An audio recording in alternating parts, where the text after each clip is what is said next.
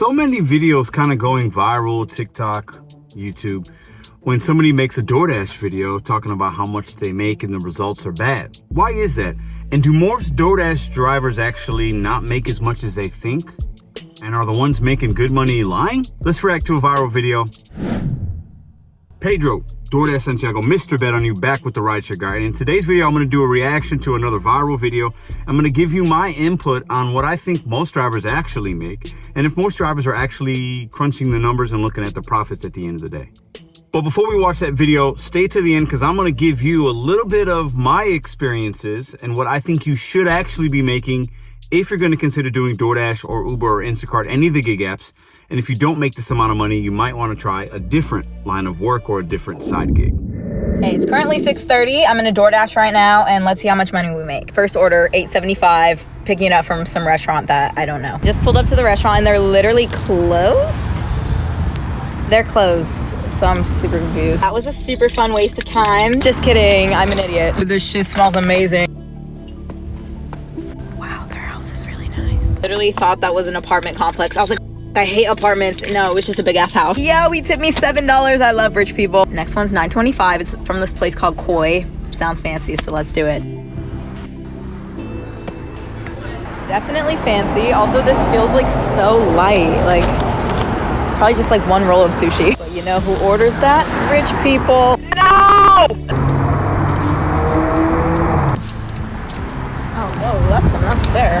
Hey, it's 7:30, an exact hour after I started this. I made $21, which honestly isn't that good, but they can't all be wins, you know? It's just realistic. Really have to pee though, so I'm gonna call it a night.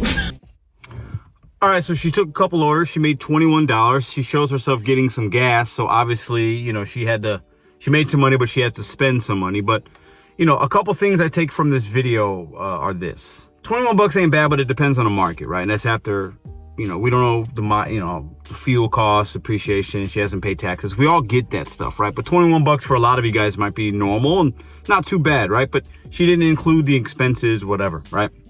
And if she's kind of saying like, I made 21, but then I had to get some gas. Well, yeah, but with that gas, you always got to get gas. You're going to use that gas to run errands and do other things, or maybe go to your W-2, or you're going to use that gas and that fuel to make more money on DoorDash. So really, there's not enough information there. But I'll say this. She gets to a place, it's closed. I think most of us can relate to that. I don't know if she knows that you can kind of get some pay for that if you get with DoorDash, whatever. She delivered a couple high-end places to some rich people. All good, right? I think she's probably in California would be my guess. I could be wrong. I don't know. I didn't look into that necessarily. Maybe I missed that. But seems like she's in somewhere in the West Coast. I guess my question is $21... right? And somewhere I saw maybe in the comments, it's only $4 in profit that she made or something like that, which is crazy. But she's not really giving us all the information. I think we know that. But I think it's interesting. You have these like viral DoorDash videos. They go viral. This is how much I made. And they're all like negative. Like I talked in the beginning of the video. They're like, they paint a picture. And we've seen other videos where people are crying in their cars because somebody didn't tip them. And it's a lot of like negative stuff, like I'm not making enough money. And I think for some of us that is true. For a lot of us, we feel like we're not making enough, right? And some of us are making and we're doing okay. I think it's a mixed bag depending on your market, how long you've been doing it, what strategies you might implement, whatever, right? But is 21 bucks for a couple orders that bad in 1 hour? I don't know. Some would look at it like now she can use that 21 and she got some gas. So now she's got gas money for maybe a few days, whatever, or gas money to make more money with DoorDash. So, you know, that kind of makes sense to me. I look at that as a positive, right? But I will also say this. 1 hour is 1 hour. There's going to be hours she might go out and make 50 bucks if it's a good order. There's hours where I've gone out, I make like $10, right? You have to actually do it for a little bit of hours and look at your whole course of a week and really break it down. Look at your profits, how much you spend on gas. Then that will tell you, is it worth my time to use my automobile to make money in the gig economy, DoorDash specifically? You have to give a little more time, right? But I think a lot of consumers, news outlets, other new dashers might look at these viral type of videos and say, well, she made 21 bucks. And depending on your situation in your market, you'd be like, ooh, 21 bucks is great. I was only making 15 in my other job. Or, ooh, 21 bucks is bad because I got to use my fuel. I got to use my car. I'm not paying taxes. So you dwindle all of it down. Not good, right? But that's a small sample size. You got to look at a course of a week or a month. How much can you make? How much are you making? Take your expenses out, put money to the side for car maintenance and depreciation. Then you got to pay your taxes, and then look at your end number, and that will decide, hey, is this better than a W-2? Am I making good money? Am I reaching my goals? Can't really look at these viral videos, one snapshot for 1 hour, and really say if this is good or bad.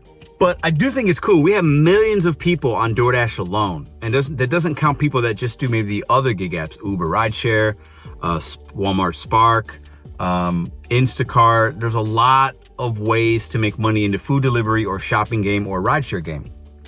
There's so many people and they're making videos about their life.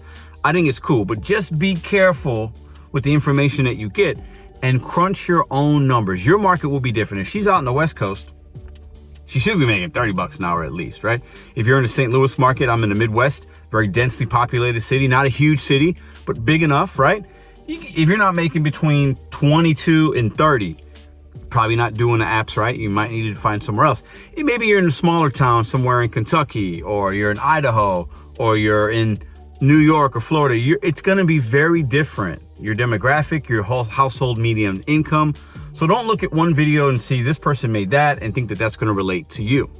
Now, I will say this, and I'll give you my opinion overall. After you crunch your numbers, after you've paid, you've done your fuel costs, after you've put some money aside for your taxes and you're tracking your mileage or however you're going to do taxes, after you have that figured out, after you've put a little bit of what you made that day or that week or that month and said, okay, I got to put a little bit for some car repairs, maintenance, so I got something to the side. So if something happens or depreciation, however you calculate that, in most markets, after your earnings, if you're not somewhere between 15 and 20 bucks after your expenses, this is going to be a hard job to do long term.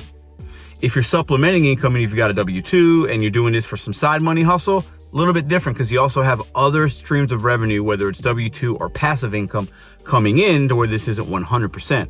But if 100% of your income's coming from these apps and you're not netting, like profiting, set amount per hour, and then you can equate that to however much you work, crunch your numbers. But if you're below, if you're too far down, if you're making 10 bucks an hour after all your expenses, this is going to be a tough grind. It's going to be hard for you to really get out of that rat race, get out of that, feel like you're a hamster on a wheel, right? But your market will dictate that. Your market, your way that you learn, how you move, how you're willing to adapt, right? That's going to really dictate it, right? So somebody making this amount in St. Louis or this amount in California could be very different for you and your personal goals and your demographic and the way that you work the apps in the city that you live in.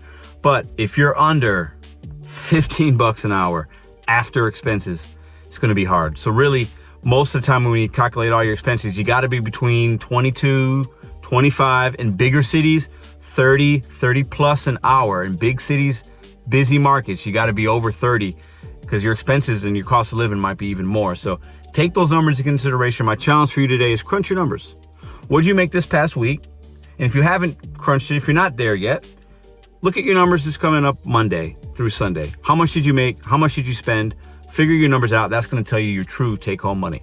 Appreciate you watching this video. Drop a comment what you thought about the video, what you thought about my opinions on the video, and how much you making out there and how long you've been in the gig economy. And if you want more DoorDash content, we drop videos every Sunday here on the RideShare Guy. I'll see you next week.